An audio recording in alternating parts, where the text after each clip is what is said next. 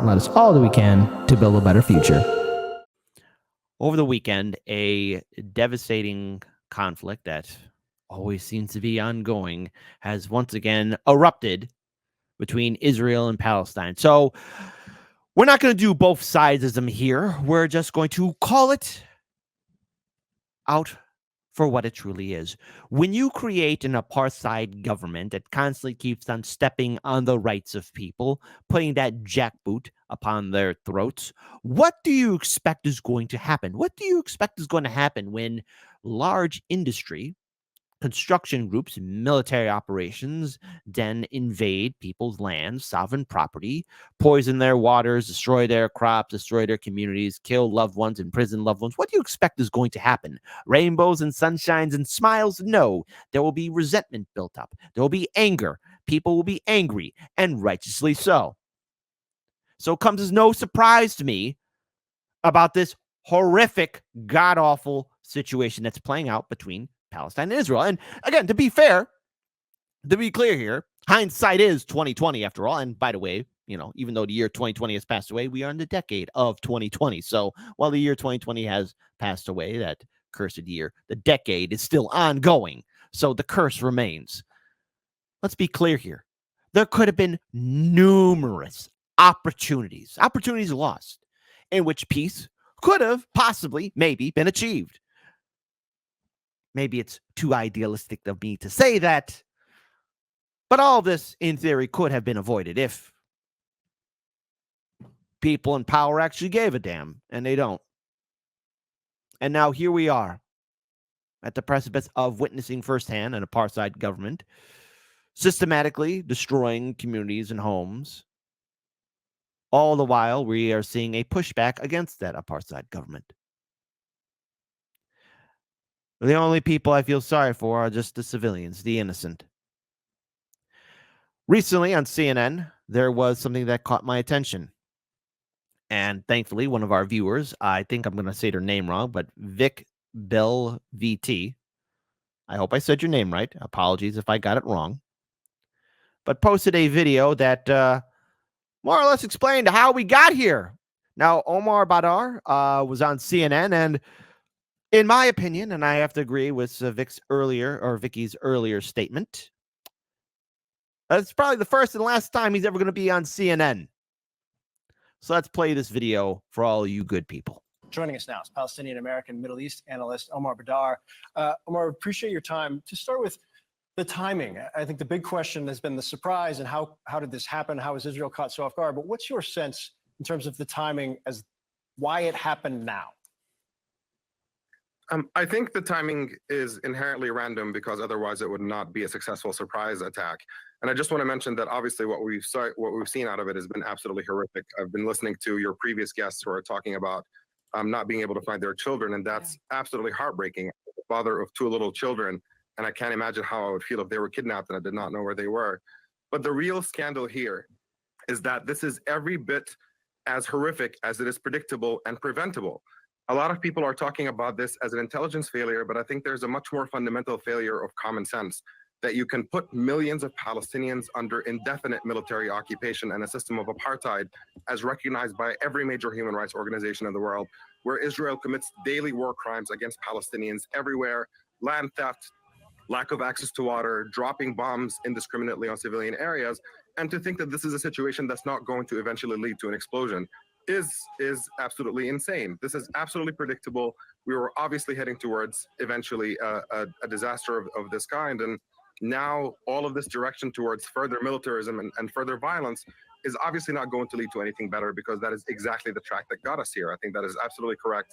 We need a real, meaningful solution to the underlying injustice that drives this violence, and that has to mean that Palestinians get to live free of Israeli control and occupation. And look, I'm going to keep my pausing to a minimum with this video because I think it's important that we see it and we play it out in its full entirety. I want everyone to understand this. All right. When you create an open air prison and constantly make people feel like they're not even human anymore, what do you think their responses will be? Generations after generations dealing with oppression, brutality. And before we hear the argument, well, they're doing that to us. Well, there's always a better way. There's always a better way. Warfare didn't have to happen. This militarism didn't have to happen. And this apartheid government, which is, again, it is an apartheid government. This isn't open for a debate or a conversation. When said apartheid government constantly keeps on preventing any kind of real, long-lasting peace. Of course, people who are tired of diplomacy will say enough is enough. Every man knows their worth. And you only could kick somebody down for so long until they stand up and punch you right back. And you can't be surprised when they take a swing at you. However, knowing our own government, the Biden-Harris administration has recently come out stating that, surprise, surprise, they're sending a whole massive wave of support, financial, military support. Forever war. War is eternal here. The world is cursed. Omar, you just heard from Michal and David Abramov searching desperately for their 20-year-old son. They are one of many, at least 100 hostages being held at this moment. This is what the spokesman for the IDF, Lieutenant Colonel Hecht, said overnight. We don't focus our attacks on women and children. We'll do everything we can to minimize collateral damage. But again, we are at war with Hamas. And sadly, there might be people that are involved killed. It won't be intentional. And sadly, Hamas have entrenched themselves in their cynical way within the civilian population. You have said that this conflict cannot be solved militarily. How do you see this ending? Where do you see this going? I mean, look, there's all these pronouncements about the need that they're going to do everything they can to avoid civilian casualties. It is really worth emphasizing here that Israel has bombed Gaza many, many times before, and Human Rights Watch and Amnesty International, and even Israeli human rights organizations like B'Tselem say that this is not at all what Israel's conduct is. There isn't an effort to minimize civilian casualties, that there is mass indiscriminate bombing of civilian areas. And frankly, we're watching that unfold right now as well. The policy is essentially to punish the entire Palestinian population, cutting off electricity to all of Gaza, preventing anybody in Gaza from coming in and out. This is an act of collective punishment. And this is exactly the trajectory that we unfortunately are on. I think what we're going to see is much greater death that's going to cover the entire Gaza Strip. And at the end of it, Palestinians are going to remain a population that is captive and under an illegal siege as recognized by the UN. And we're only setting ourselves up towards another round of this in the future. What we need right now is the world community to come together and start dealing with this issue seriously, understanding that this policy of giving Israel a carte blanche to behave however it wants towards Palestinians is not a way to actually achieve long-lasting peace. You can't keep doing the same thing over and over again and expecting a different result. The one thing that has not been tried so far is allowing Palestinians to be free of Israeli occupation and military dictatorship. And until we start taking Palestinian grievances seriously, until Israel starts seeing Palestinians as equal human beings who are deserving of the same human rights and decency and dignity that Israelis enjoy, I'm afraid we're going to be stuck in this situation for a very, very long time. Omar Badar, thank you for joining us this morning. So again, shout out to Vicky for sharing this tweet with me. Now, Omar was probably the only person ever on CNN to really talk about why there is an ongoing conflict. It didn't have to be this way. No, it never did. But I also want to pull up this video as well.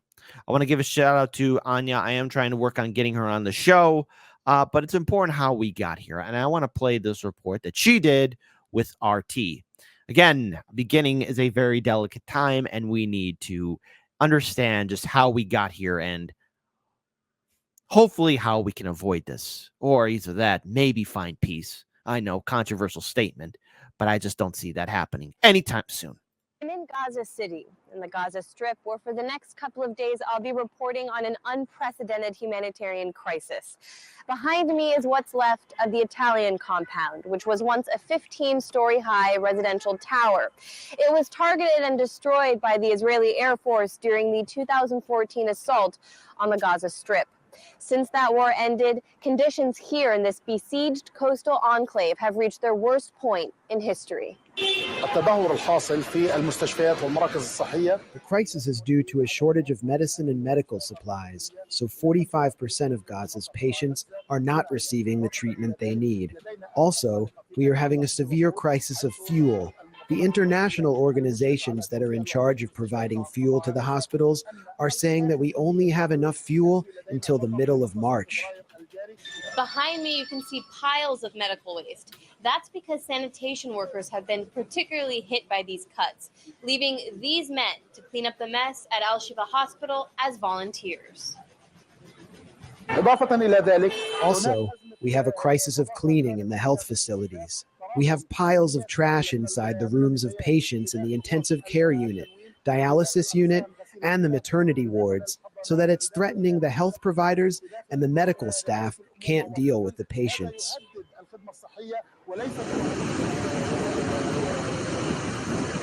In another world, this place would be known for its beautiful beaches. But standing on the Mediterranean in this reality, one's greeted by an unusual smell. That's because due to electricity shortages, it's increasingly impossible for Gaza to properly treat its sewage. So it's pumped raw, straight into the sea. Residents tell me when the waves are calm, waste spreads on the water as far as the eye can see.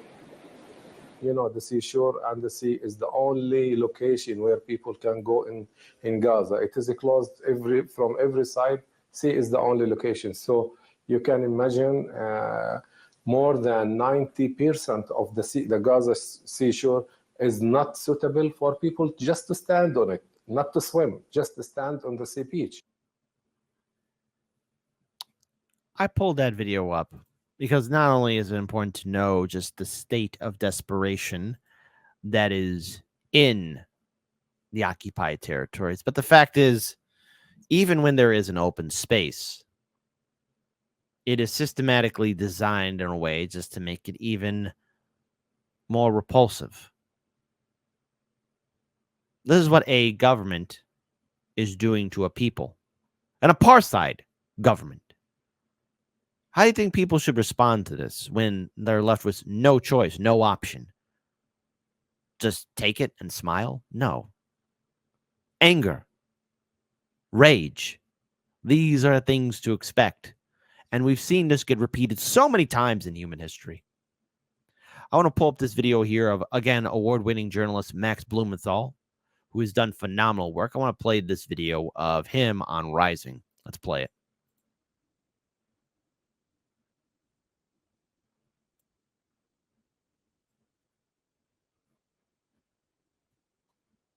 Their lives and Apologies, let me get this set up again.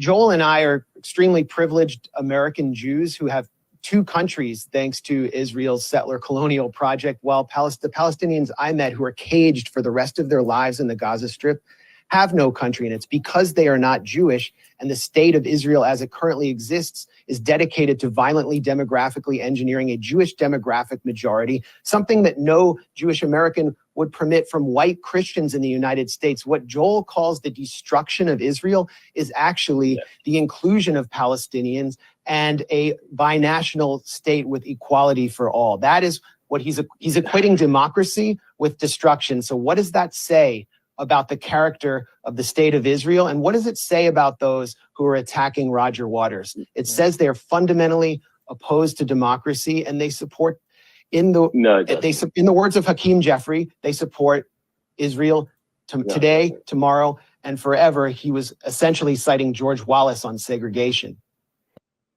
Now, I do want to pull up this tweet here as well. Shout out to the Libertarian Party.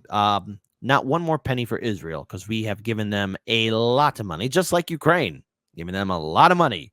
No financial aid, no entangling alliance, no military equipment, and no boots on the ground. Doing otherwise is America last. And wave goodbye to the anti-war right. Oh, yeah, that anti-war right's going to go bye-bye very quickly. And I think we saw firsthand a lot of conservatives has come out here. But hey, listen, just adding a little bit of spicy humor into this nightmare situation, of course. Too soon? Don't forget to update your status. Don't worry. No, knowing America, it'll probably be able to hook up a threesome. I don't know. It could probably figure it out. Maybe. but perhaps it's too soon. Perhaps. But as always, there's an ongoing crisis that continues to happen. And of course, journalists are always the first. This isn't the first journalist to lose their life. Palestinian journalists killed in Hamas-Israel conflict. Again, Palestinian journalist Ibrahim and Mohammed. I apologize. I will not say their last names properly. But again, these two journalists were killed on Saturday while covering the hostilities between Hamas and Israel near Gaza, and international press advocacy groups. Reporters Without Borders said the NGO reported earlier that both men had disappeared in the city of Ben Han on the northeast edge of Gaza. Again, RSF denounces the crimes and calls on all parties to ensure the protection of reporters, the group said in a statement. Again, the Pan-Arabic news channel Al Abriya quoted Palestinian media by claiming that al-Shahid had been killed by the Israeli Defense Forces at the Gaza border. Journalists dying.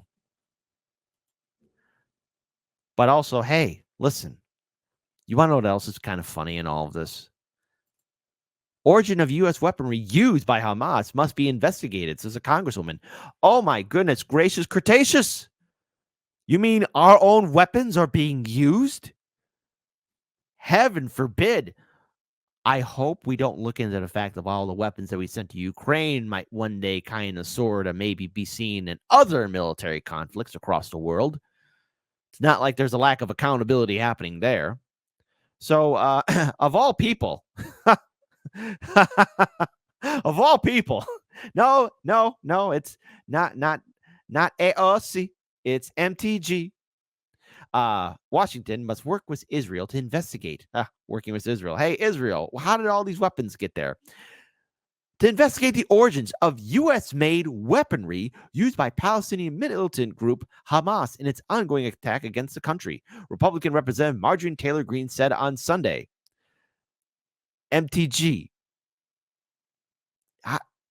Do you really need to investigate? Who do you think distributes the weapons across the world? It's not like Hamas did a little Saturday morning Bugs Bunny kind of tiptoe into one of our warehouses, took a bunch of weapons out of a crate, and just tiptoed right on out. Maybe it's sort of like we just handed it to them, or through third parties, we handed those weapons to them. There, investigation solved. World's greatest detective. The congresswoman claimed that some weapons used by Hamas may have originated. Hey, I hope all of you are sitting down. Get this. The weapons used by Hamas may have originated from Ukraine, say it ain't so, and Afghanistan. It's not like any of us saw that coming. And these must be tracked to determine their source. I think you already solved it where they came from. No other investigation needs to be done. There, one and done. Solved. It has been solved. We need to work with Israel to track serial numbers on any U.S. weapons used by Hamas against Israel. Did they come from Afghanistan? Did they come from Ukraine? Highly likely the answer is both. Congresswoman, you did more detective work than anybody in Congress would ever do, and you already answered your question. The answer is yes. The answer is yes. Hey, let's have, you know what? Maybe it's important for us to get involved. Hey, because we could be entering into World War III, so why not? Why not? I want to bring you, the audience, involved. Type 1 if you think, oh no, Kit. Those weapons didn't come from Ukraine or Afghanistan. This is just Russia doing something. It's Putin. It's something happening. Type 2, no, man. Why are you even asking that question? It came from Ukraine and Afghanistan, okay? Come on, don't be stupid. It came from Ukraine and Afghanistan. This is even an answer. I wonder how many 2s will we get in the chat. I wonder. I'm seeing a couple of 1s. So let's go on. Let's continue. Thus far, no solid evidence there will be and it'll disappear has emerged to support these claims. However, at least one unverified video circulating online showed Hamas militant thanking Ukrainian. Ukrainians for weaponry while showcasing assorted U.S.-made pieces, including a standard issue M136 anti-tank grenade launcher. All right. Well, hey, I said on the show that sooner or later these weapons are going to be found in other conflicts. I didn't expect it to be so soon, but hey, here we are. Here we all are. The U.S. has been pouring military aid into Ukraine for over a year and a half, propping up Kiev in its fight against Moscow. Ukraine has faced repeated allegations of misusing and selling off weaponry. They would never do that, with items ranging from firearms to mines and guided anti-tank missiles repeatedly surfacing on sale in the darknet. In Afghanistan, the entire arsenal of its now defunct army, all that money wasted, 21 years, created with the direct and years-long involvement of the Pentagon, fell in the hands of the Taliban after the Islamic group took over the country in August of 2021. Oh, say it ain't so. Say it ain't so. How could this happen?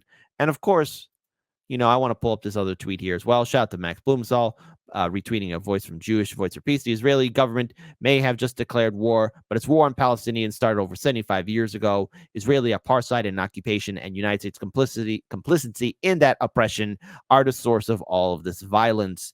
Of course, that is the case. And what we are witnessing as well currently are, again, people panicking. There is a massive wave of people panicking right now. I want to pull up this tweet as well. Leave, of course. But also this as well, where we have people trying to negotiate a way out of Israel.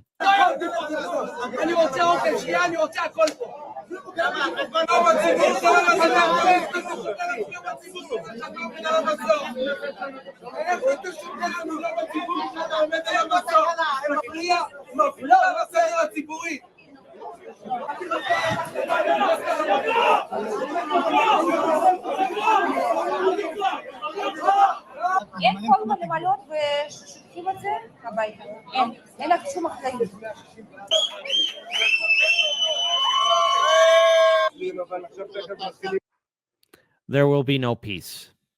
There will be nothing but a forever war. So how do we end this segment? How can we talk about overall just what is going to be happening? Because again, there will be so many videos coming out showing firsthand the insanity, the madness, the despair that is taking place there. 75 years, generation upon generation of conflict, abuse. Peace could have been achieved sometime between that time frame. It was possible. There was the possibility. Of course, that's not happening anytime soon. We will not witness it. Your children will not witness it. Your grandchildren will not witness it. This war will be eternal so long as there is an apartheid government and people willing to prop it up. When you create open-air prisons, and mind you, by the way, not to be all gloom and doom and dark here, but I wouldn't be surprised if one day they create a giant fence to put above the sky as well, so it won't even be an open-air prison, because that's the amounts of depravity that this apartheid government in Israel has done in the past, and I could see them upping up past 11.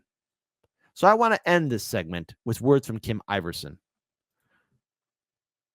It's just a short video segment clip of her, but I think it's important that we hear her thoughts of it. And of course, what she witnessed 4 years ago.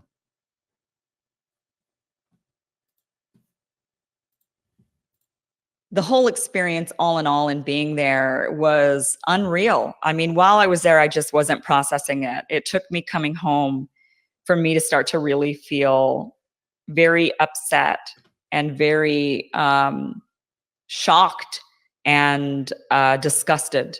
And I have to say that every American I've met, or any Westerner who has spent any amount of time in the West Bank or in Gaza with the Palestinian people, spending time with Palestinians, sleeping in Palestine, eating with Palestinians, traveling with Palestinians, every single person I know who has done this has walked away disgusted. Every single person.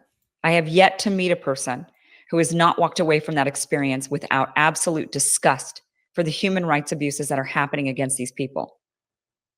Because what is happening to them is a complete demoralization. They are being ripped of all hope. They are being forced to identify themselves and carry that identification everywhere they go. They're not given water. They're not given cleanliness. They're not given access to each other, to schools, to roads. They've got separate roads in the West Bank. They've got roads that are just for Israelis in the West Bank.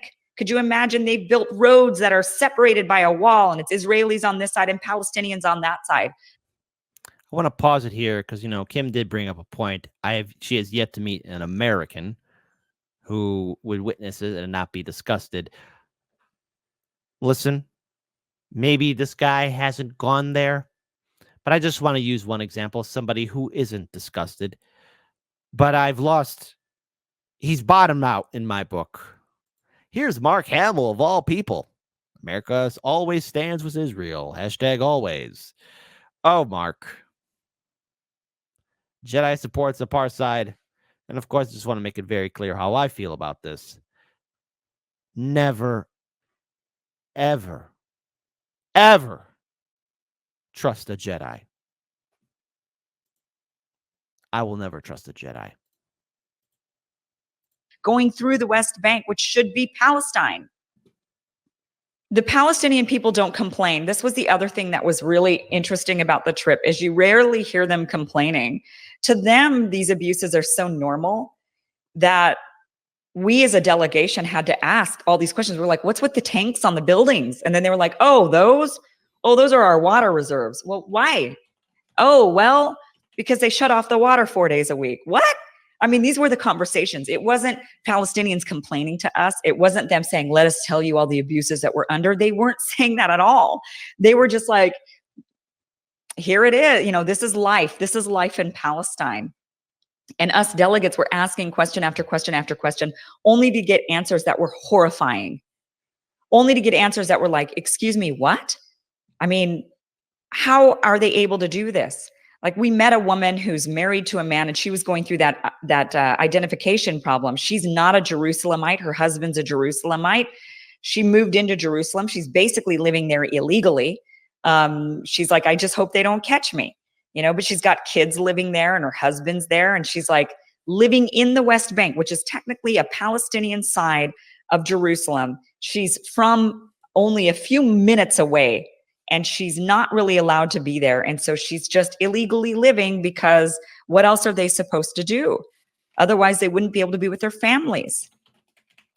It is beyond belief that westernized people can do this to another group of people, all under the name of security. They say it's security reasons. So for security reasons, you have to hinder people from visiting their ailing parents. For security reasons, I guess you have to make it to where people can't get water 4 days a week. So for security reasons, you have roads that are just for Israelis and roads that are just for Palestinians in the West Bank. Why are you even there if you're so concerned for your security? I have more Jewish friends than I have Palestinian friends. I have no skin in the game. And so this is something that people must listen to. If you have no skin in the game and you go and you look and you say, what the hell is going on here? This is horrible. Then you have to stop and ask yourself, what the hell is going on here? Because it's horrendous. And we Americans are paying for it. We're paying for these abuses. We're funding that military, and we're allowing them to go rogue, and they've gone rogue. It is, once again, the abused have become the abuser. And right now, what needs to happen is the Israelis need to be saved from themselves, because they're going down an extremely dark path. But So I wanted to stop it there. Unfortunately, the violence will continue on. We all know how this started, and we all know that there were numerous times to stop it. The innocent are the ones to suffer. And yet, man's inhumanity to man is what continues us of continuing the rhyme of the tragedy of human existence. We should be better, and we have to be better. We're all on this planet together. We all live together, breathe the same air, have the same hopes and dreams, fears and concerns. But if we cannot stop the madness, there may not be a world left. We're seeing an intense amount of anger and resentment, not only just happening here and between Palestine and Israel, but all across the world. We're seeing a complete failure of every single institution. Order is starting to break. And if we do not come to our senses, there may not be a brighter tomorrow. And if we want to fight for a better future, it means us as Americans here in this country, we have to come to terms with what our government is doing overseas. It must come to an end. There must be peace. For if there isn't, there will be no future. And I hope that we can get a better future. But as it stands right now, and we must face facts and reality, the violence will continue. And I hope that eventually we can, or more groups, more people will say enough. Hopefully.